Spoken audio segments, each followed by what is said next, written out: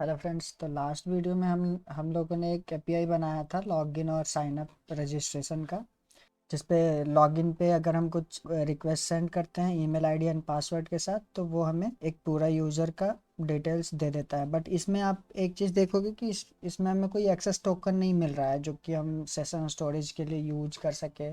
उसके लिए हमें एक एक्सेस टोकन चाहिए। तो टोकन के लिए हम लोग एक लाइब्रेरी का यूज करेंगे, JWT लाइब्रेरी है। तो आइए सबसे पहले उसको इंस्टॉल और इंपोर्ट कर लेते हैं। तो उसको इंस्टॉल करने के लिए हम सिंपल सा कमांड लगाएंगे npm i। वेट कर लेते हैं इसको इंस्टॉल होने का, और इसको इंपोर्ट भी कर लेते हैं const jwt equal to require. तो इसको इंस्टॉल होने का वेट करेंगे।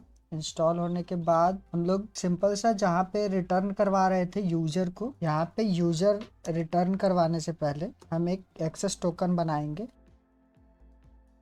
Access token equal to JWT dot, इसके अंदर एक साइन फंक्शन है। इसमें हम जिस पहले डिपेंडेंसी डालेंगे जिस पे ये डिपेंडेंट होगा हमारा JWT टोकन। तो पहला तो आईडी देंगे उसको, हमारा जो यूज़र का जो आईडी होगा, यूज़र का जो डेटाबेस में स्टोर वाला जो आईडी होगा वो आईडी देंगे।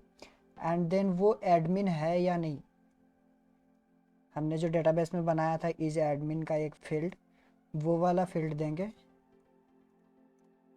Is admin.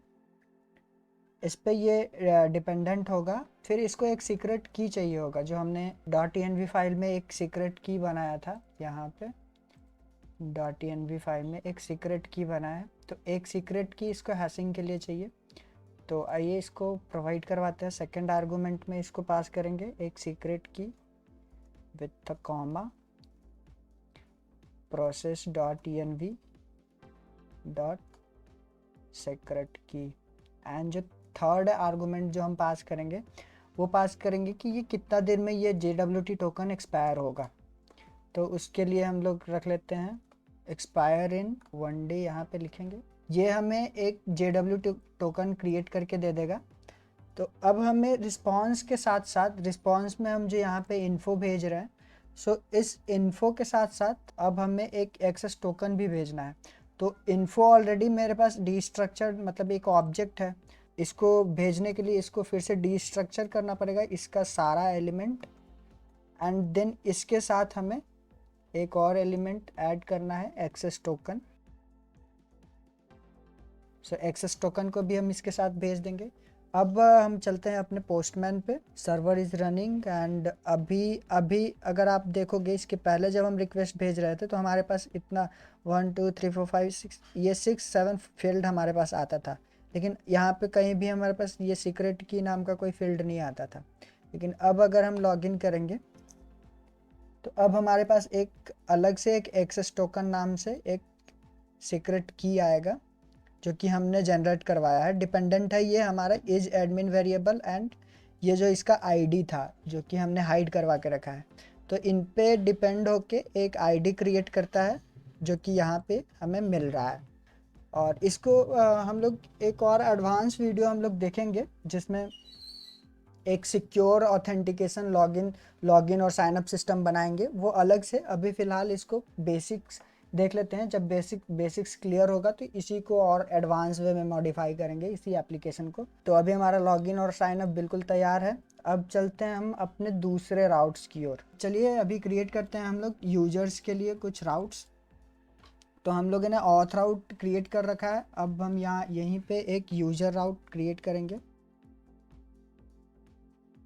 तो इसमें हमें ज़रूरत होगी राउटर। सबसे पहले तो राउटर की, तो राउटर को हम लोग इंपोर्ट करेंगे रिक्वायर एक्सप्रेस। एंड इसके अंदर जो राउटर है,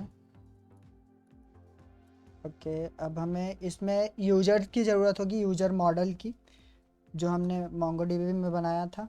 तो const user equal to require, हमें यूज़र कहाँ से मिलेगा, dot dot forward slash models के अंदर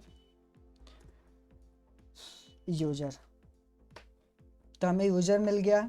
तो पहला जो राउट होगा वो अपडेट का होगा कि यूज़र अपना प्रोफाइल डेटा को अपडेट कर सकता है। तो उसके लिए सबसे पहले हम राउटर पे कुछ परफॉर्म करें, उसके पहले हमें इस राउटर को एक्सपोर्ट करना होगा। Module dot exports router. तो स्टार्ट करते हैं अपडेट के साथ। तो अपडेट के लिए हमें पुट रिक्वेस्ट यूज़ करना पड़ेगा। कोई भी अपडेशन वाला काम के लिए हम पुट रिक्वेस्ट भेजते हैं। तो सबसे पहले राउटर पे हम पुट रिक्वेस्ट भेजेंगे एंड इसमें हमें एक आईडी देना होगा। सो यहाँ पे एक आईडी हिट करेगा जिसको हम लोग आईडी में ले लिए एंड यहाँ पे हम लोग एक मिडलवेयर का यूज करने वाले हैं। मिडलवेयर बना के फिर उसका यूज करने वाले हैं। उसको देखते हैं पहले बेसिक सा। पहले अपना रिक्वेस्ट रिस्पांस का होता है वो बना लेते हैं एंड देन इसमें हम लोग के पास आ जाएगा रिक्वेस्ट एंड देन रिस्पांस। तो बेसिकली मिडलवेयर का काम क्या होता है, यहाँ पे अगर हम कोई मिडलवेयर पास कर रहे हैं लाइक वेरीफाई नाम से, देन ये क्या करेगा, ये वेरीफाई फंक्शन जहाँ भी होगा, जैसे मान लीजिए कि यहाँ पे नीचे में अगर कोई वेरीफाई फंक्शन है तो इसके पास तीन चीज़ का एक्सेस होगा। पहला होगा रिक्वेस्ट का, दूसरा होगा रिस्पांस का एंड तीसरा होगा नेक्स्ट का। इससे क्या होता है, ये जब भी इस पाथ को हिट करेगा तो ये इस वाले फंक्शन को कॉल करने से पहले इस वाले फंक्शन को कॉल करेगा। यहाँ पे जो भी हमें बीच में जो भी एक्शन परफॉर्म करना है वो चेक करेंगे, जो भी वैलिडेशन का काम होगा वो करेंगे एंड देन जब नेक्स्ट को कॉल करेंगे तब ये यहाँ आगे प्रोसीड करेगा। तो ये होता है मिडलवेयर का काम। तो आइए सबसे पहले इसको एक अलग फाइल में बना लेते हैं। उसके लिए यहाँ पे नया फाइल बनाते हैं वेरीफाई टोकन .js। यहाँ पे हमें नीड होगी JWT की। तो यहाँ पे इसको क्विकली रिक्वायर कर लेते हैं। JWT equal to require JSON web token and then यहाँ पे एक फंक्शन बना लेते हैं, फंक्शन जो कि वेरीफाई नाम से होगा एंड इसके पास 3 आर्गुमेंट होगा, रिक्वेस्ट, रिस्पांस एंड नेक्स्ट। आप कुछ भी नाम दे सकते हो, बस आपको ऑर्डर याद रखना होगा। पहला में रिक्वेस्ट आता है, दूसरा में रिस्पांस एंड देन नेक्स्ट। सो पहले इसको एक्सपोर्ट कर लेते हैं, हो सकता है मैं भूल जाऊं। Module dot exports equal to verify and then हमें यहाँ पे समझना होगा सबसे पहले कि यहाँ जो भी हमें जो टोकन आएगा वो किस फॉर्मेट में आएगा। तो टोकन हम जब भी चलते हैं पोस्टमैन पे, यहाँ पे आफ्टर यूज़र नया राउट बना लेते हैं। यहाँ पे पोस्टमैन में new request and then user update enter. तो हम लोग इसके हेडर में हमें इसकी बॉडी से कुछ भी नहीं निकालना है। हम भी जब भी भेजेंगे यहाँ पे तो वो हेडर में जाएगा। हेडर में क्या जाएगा, एक की जाएगा टोकन नाम से और इसका जो इसमें जो की होगा पहला होगा एंड इसके बाद एक स्पेस के बाद जो भी होगा हमारा की होगा। यहाँ पे कोई भी की हम जो प्रोवाइड करेंगे वो की यहाँ पे जाएगा। तो ये जाएगा हमारे हेडर के थ्रू। तो उसको एक्सट्रैक्ट करने के लिए हमें यहाँ से हेडर से इस एक्सेस टोकन, इस टोकन को हमें एक्सट्रैक्ट करना पड़ेगा। कॉन्स्ट ऑथ हेडर एंड हमें डेटा गेट करना है कहाँ से, request dot header dot token. Token नाम का हम वैल्यू भेज रहे हैं तो यहाँ से टोकन निकालना है एंड अब वेरीफाई करना है। हमने इसमें 2 पार्ट भेजा है। जब यहाँ पे भेज रहे हैं तो ये एक एरे में आएगा, ये एक स्ट्रिंग आएगा जिसमें एक स्पेस होगा। तो हमें सबसे पहले इसको स्प्लिट करना पड़ेगा इस स्पेस से एंड देन इस सेकंड वाले आर्गुमेंट को जो फर्स्ट इंडेक्स पे है उसको यहाँ से एक्सट्रैक्ट करना पड़ेगा। तो उसके लिए यहाँ पे हम पहले तो चेक करेंगे कि हेडर में कुछ है भी कि नहीं, क्योंकि हेडर नल भी हो सकता है, ऑथ हेडर कुछ टोकन ना हो। तो पहले चेक करेंगे कि अगर यहाँ पे कुछ हेडर हुआ, ऑथ हेडर, एंड इसको ऐसे नहीं कर सकते क्योंकि हमें मल्टीपल लाइंस में इसको करना है, तो इसको चेक कर लेते हैं सिंपली। इफ हेडर, देन हमें जो भी एक्शन परफॉर्म करना है, तो हमें अगर हेडर हुआ तो वहाँ से स्प्लिट करके और फर्स्ट इंडेक्स से टोकन को निकालना है। तो उसके लिए क्या करेंगे, कॉन्स्ट टोकन में स्टोर करवाएंगे, एंड हमें क्या करना है, जो भी ऑथ हेडर में जो भी डेटा है उसको स्प्लिट करना है स्पेस पे, जहाँ भी स्पेस मिलेगा वहाँ से स्प्लिट कर देगा ये। एंड जो उसका सेकंड इंडेक्स पे जो भी होगा, मतलब जो सेकंड डेटा जो भी होगा उसको एक्सट्रैक्ट कर लेना है। तो 0 से स्टार्ट होता है, 0 एंड 1 सेकंड डेटा मिलेगा, तो ये हमें वो डेटा मिल जाएगा जो हम टोकन में भेज रहे थे। एंड नाउ अब हमारे पास वो डेटा आ चुका है, तो अब हमें उसको वेरीफाई करवाना पड़ेगा, क्योंकि हमारे पास टोकन आ चुका है एंड अब इसको हम वेरीफाई करवाते हैं JWT टोकन से। तो JWT के अंदर एक वेरीफाई मेथड है, वो क्या करेगा, हमने जो अभी अभी हेडर से जो टोकन लिया है उसको एक सीक्रेट की प्रोवाइड करेगा।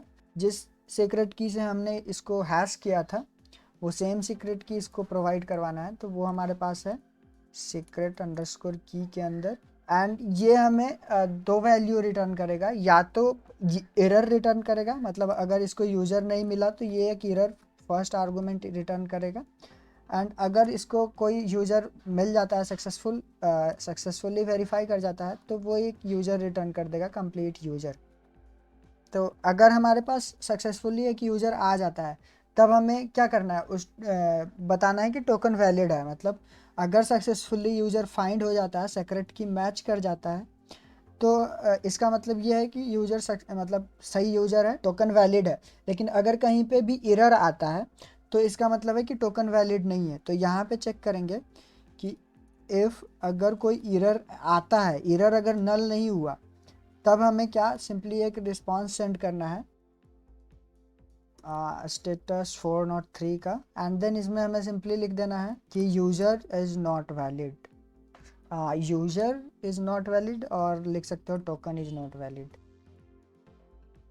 तो यहाँ पे हमें इनवैलिड टोकन मिलेगा, तो ये उसको आइडेंटिफाई कर लेगा एंड बता देगा कि वैलिड टोकन नहीं है, and then request dot user equal to user कर देगा। अगर ये इसको स्टेटस कोड नहीं मिला, मतलब अगर यूज़र सही है, वैलिड है, सब कुछ सही है, तो ये एक यूज़र को रिटर्न कर देगा। रिक्वेस्ट में जो यूज़र है उसको इस यूज़र से मतलब ये यूज़र सही है तो रिक्वेस्ट में यूज़र को भेज देगा, एंड देन नेक्स्ट को कॉल कर देगा। मतलब इसका काम हो गया, मिडलवेयर का काम ख़त्म हो गया।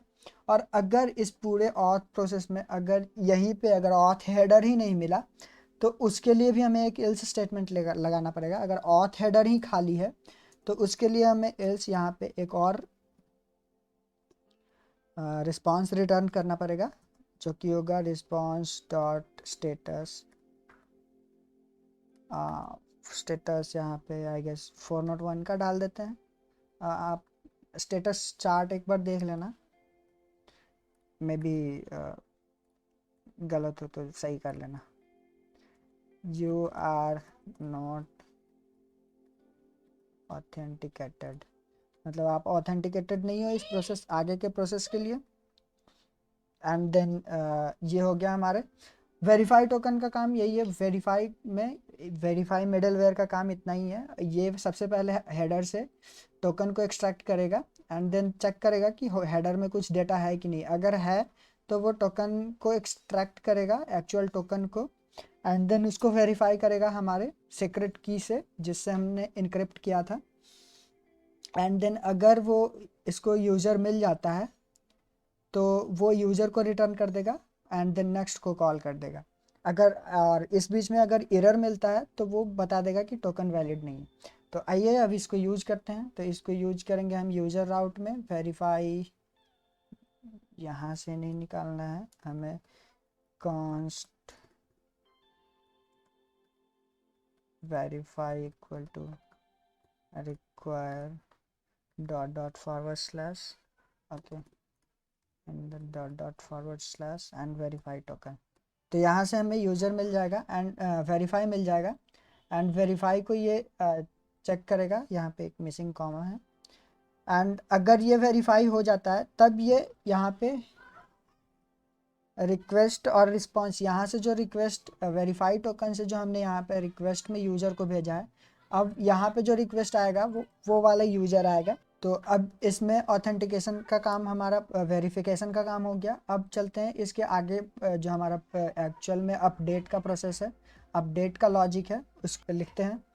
अपडेट करने के लिए हमें क्या चाहिए होगा, सबसे पहले हमने जो हमें चेक करना पड़ेगा कि यूज़र का जो आईडी है, वेरीफाई टोकन मिडलवेयर के बाद एक रिक्वेस्ट में यूज़र आया है, तो उस यूज़र का जो आईडी है वो एक्चुअल पैरामीटर में जो ये आईडी है वो दोनों बराबर है कि नहीं।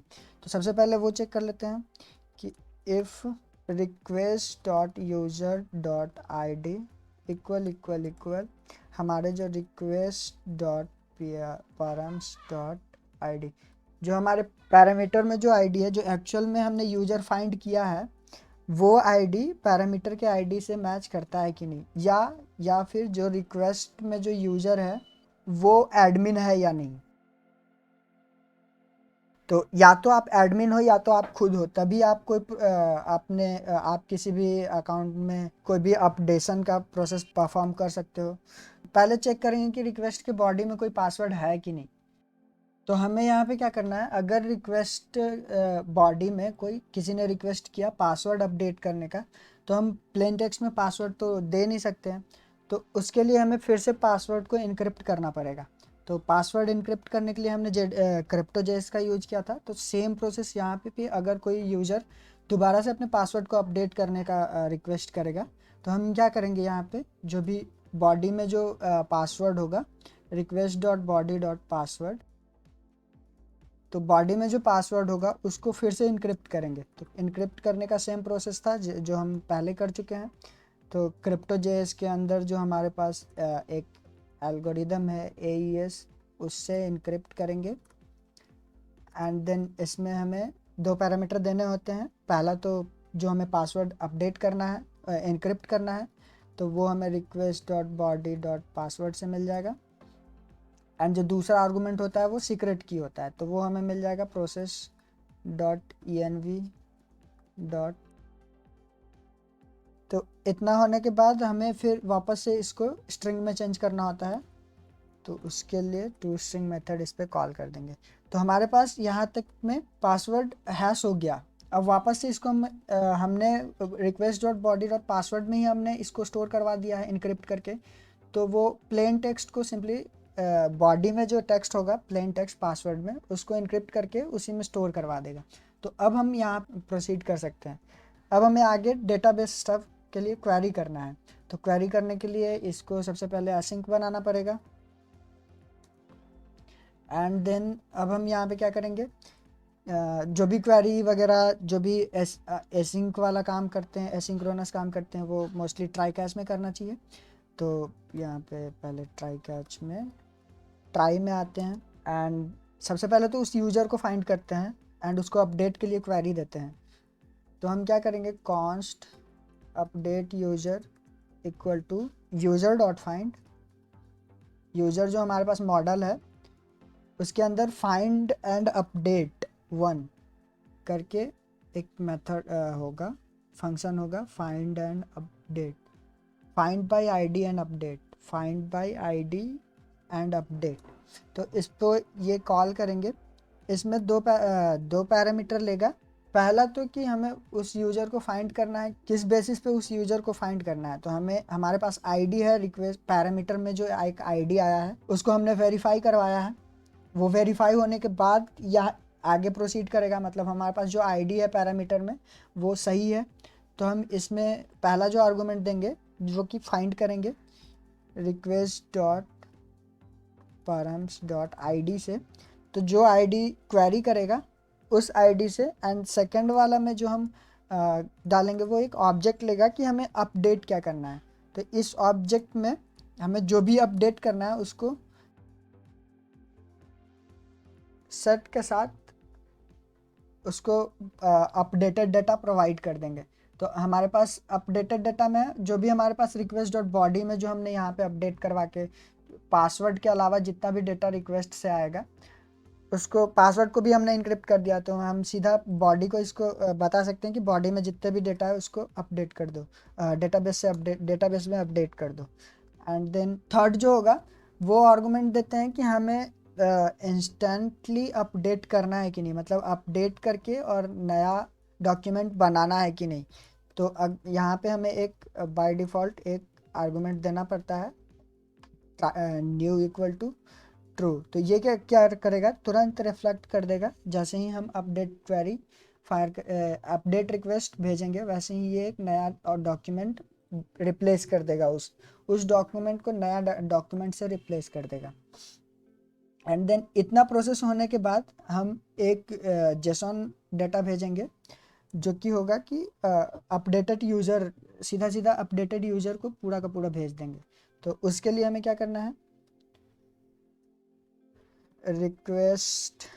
रिस्पॉन्स डॉट स्टेटस लगाएंगे 200 का सक्सेसफुल, एंड देन जेसॉन में अपडेटेड, जो भी हम ये अपडेटेड यूज़र अपडेट यूज़र बनाए हैं, अपडेट यूज़र उसको भेज देंगे।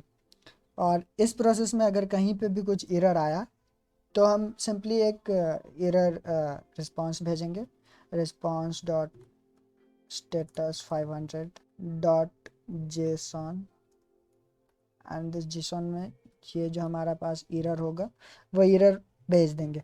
एंड अगर यहाँ पे पहला वाला जो इफ स्टेटमेंट था कि अगर जो हमारा रिक्वेस्ट यूजर का जो आईडी है वो पैरामीटर के आईडी से मैच नहीं किया या फिर वो एडमिन नहीं हुआ, अगर ये दोनों कंडीशन फेल कर जाता है तब हमें यहाँ पे फिर एक इस इफ स्टेटमेंट के बाद एक एल्स लगाना पड़ेगा जो कि उस केस को हैंडल करेगा। जब ये दोनों केस फेल हो जाएगा तब हमें यहाँ पे इसको हैंडल करना पड़ेगा, एक रिस्पॉन्स भेजना पड़ेगा, response dot status 403 forbidden and dot JSON, and इसके लिए कोई सा भी एक error message you can update, मतलब ये केस जब भी आएगा तब आप या तो आप यूजर, वो यूजर नहीं हो जिस जो अपने आईडी को अपडेट कर रहा है और ना ही आप एडमिन हो, तो you have no to update this account details. तो आपके पास अकाउंट डिटेल्स को अपडेट करने का एक्सेस नहीं है। अगर आप ये सब अगर आप खुद नहीं हो या फिर एक एडमिन नहीं हो तो आपको ये अपडेट करने का एक्सेस नहीं है। तो ये तो हो गया अपडेट का, आई गेस अपडेट का हमने बना लिया है, ऑलमोस्ट अपडेट का सारा काम कंप्लीट हो गया है। तो आइए इसको चेक करते हैं कि अपडेट काम कर रहा है कि नहीं। तो इसके लिए हम एक नया फाइल बना लेते हैं, नया रिक्वेस्ट अलग से बना लेते हैं, ये पुट मेथड होगा and localhost 9000 and we don't need this API. हमने राउट कौन सा बनाया, यहाँ पे यूजर्स स्लैश एंड वो आईडी हमने एपीआई स्लैश यूजर्स, एंड इसके बाद आईडी हमें प्रोवाइड करना है। तो आईडी के लिए हम अपने डेटाबेस में चलेंगे, या तो आप डेटाबेस में जा सकते हो या तो हमें यहाँ पे एक रिस्पांस मिला था जब हम लॉगिन किए थे, तो ये तो यहाँ से तो हमने आईडी हाइड करके रखा है, तो हमें डेटाबेस देखना पड़ेगा, local host API users documents and ये जो थर्ड वाला है न्यू यूजर, तो इसका आईडी हम लोग उठाएंगे, control copy and then after in the update request we have to pass this id। हमने ये id पास कर दिया एंड इस वाले को आप देख लो एक बार, इसका हम यूज़र नेम अपडेट करने वाले हैं। तो अभी ये न्यू यूज़र से है एंड यहाँ पे 3 डॉक्यूमेंट है, लास्ट वाला हम देख रहे हैं। सो इसको अपडेट करके हम लोग चेक करेंगे एंड इसके हेडर में हमें पास करना पड़ेगा content type application JSON application Jason, and जो दूसरा होगा जो हम टोकन भेजने वाले हैं, एक्सेस टोकन। तो एक्सेस टोकन में हमें क्या करना है, वैल्यू में बेरर, एंड हमारे पास जो एक्सेस टोकन हमें जो मिला था, हम यहाँ से लॉगिन करते वक्त यहाँ एक एक्सेस टोकन मिला था, तो इस एक्सेस टोकन को हम यहाँ से कॉपी करेंगे एंड इस अभी तक ये यूज़र लॉगिन है तो यहाँ पे जस्ट एक स्पेस के बाद वो टोकन पेस्ट कर देना है एंड देन इसको सेव करना है। देन बॉडी में हमें कुछ जो भी अपडेट करना है डेटा वो अपडेट करेंगे। यहाँ पे हमने देखा था ये जो यूज़र था इसका यूज़र नेम जो है वो न्यू यूज़र है, तो हमें वो न्यू यूज़र को हटा के अपडेटेड यूज़र नेम करना है। तो यूज़र नेम में हम सेंड करेंगे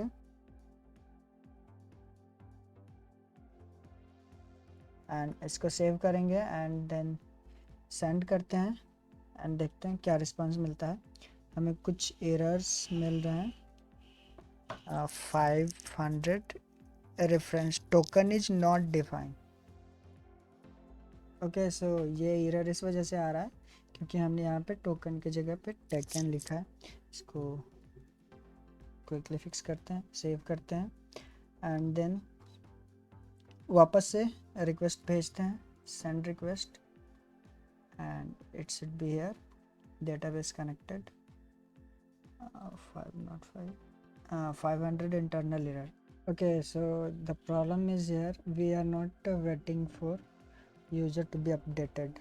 तो यहाँ पे हमें अवेट करना पड़ेगा, हमें वेट करना पड़ेगा यूज़र को फाइंड करके अपडेट करने का एंड देन उसके बाद हमें रिस्पांस मिलेगा। तो अभी फिर से एक बार ट्राई करते हैं एंड हियर वी गो। सो हमने जो रिक्वेस्ट भेजा था उसका यूज़र नेम हमारे पास MongoDB में पहले यहाँ पे न्यू यूज़र था एंड अभी हमारे पास वो अपडेट होके अपडेटेड यूज़र आ चुका है। चलिए डेटाबेस में चेक करते हैं, API को रिफ्रेश करते हैं, go to API user document third one and here updated user. तो हमने अपडेट करना आज देख लिया कैसे अपडेट करते हैं डॉक्यूमेंट को। आज के वीडियो को यहीं पे स्टॉप करते हैं। नेक्स्ट वीडियो में हम लोग डिलीट ऑपरेशन परफॉर्म करेंगे। अगर आपको वीडियो हेल्पफुल लगा तो प्लीज़ सब्सक्राइब कीजिए, वीडियो को लाइक कीजिए, शेयर कीजिए अपने फ्रेंड्स के साथ। तो चलिए मिलते हैं फिर नेक्स्ट वीडियो में। Good bye.